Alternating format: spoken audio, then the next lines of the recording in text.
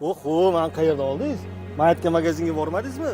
Skidka qo'yapti. 50 mingga berib olyapti shunaqa. Suv tekin ekanda. Suv tekin.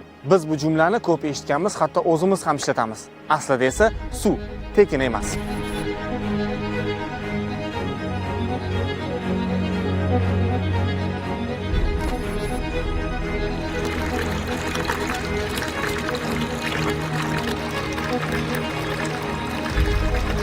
Ba'zan suv oqib yotadi.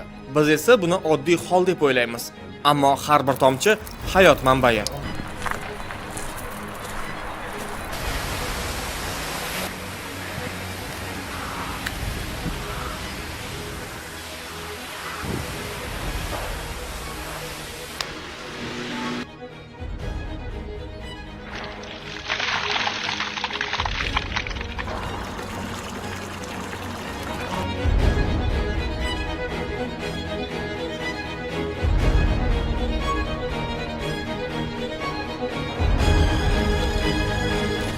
O'zbekiston Respublikasi Ma'muriy javobgarlik to'g'risidagi kodeksning 74-moddasiga binoan suvdan foydalanish va suv iste'moli qoidalarini buzganlik uchun javobgarlik belgilangan.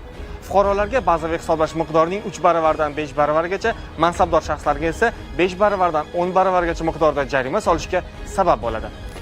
Bugun yer yuzidagi 2 milliarddan ortiq odam toza ichimlik suviga doimiy yetib bora olmaydi. Shuni unutmaylik, suvni asrash hayotni asrash demakdir.